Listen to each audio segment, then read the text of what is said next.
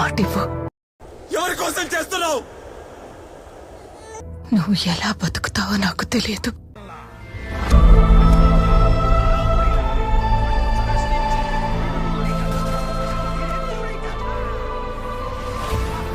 నువ్వు నా చేయి పట్టుకుని నడిచే వరకు నేనుంటా. ముందు నువ్వు పోయి ధైర్యంగా వాళ్ళకెదురు నిలబడు.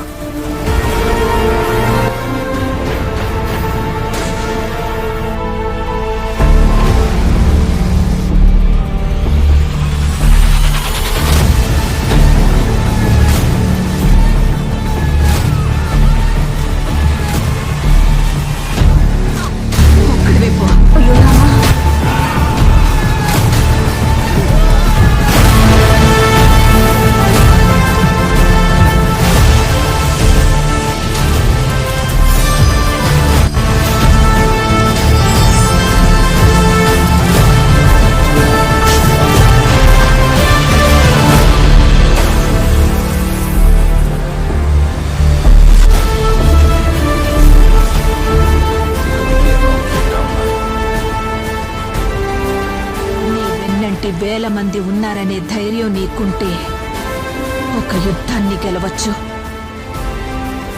అదే నువ్వు ముందున్నావని నీ వెనుకున్న వేల మందికి ధైర్యం వచ్చిందంటే ప్రపంచాన్ని గెలవచ్చు.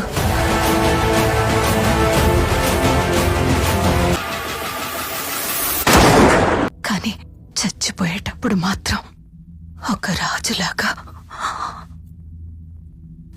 శ్రీమంతుడివై చచ్చిపోవాలి.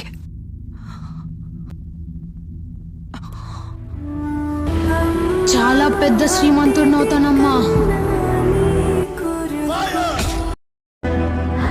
తనకిచ్చిన మాటకి ఇది సరిపోద్దో లేదో నాకు తెలియదు. తన ఆశే నా హఠం.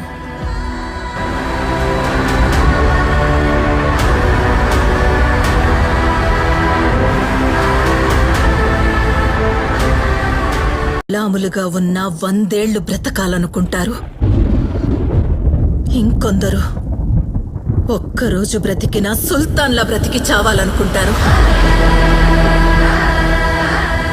ఒకవేళ వీడి రోజు చస్తే నా మాటని నెరవేర్చే యోగ్యత వీడికి లేదనుకుని మర్చిపోతాను. కానీ వాడు ఉండే వరకు ఈ ముళ్ళ ప్రపంచంలో నా ఆశను నెరవేర్చే సుల్తాన్గానే ఉండాలి.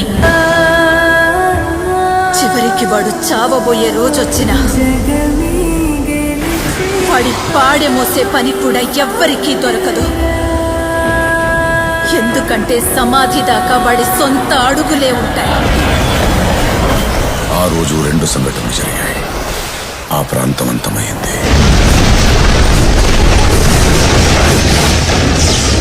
వాడు కూడా. అమ్మా, నీకు ప్రపంచంలో ఉన్న బంగారం అంతా తెచ్చిస్తానమ్మా.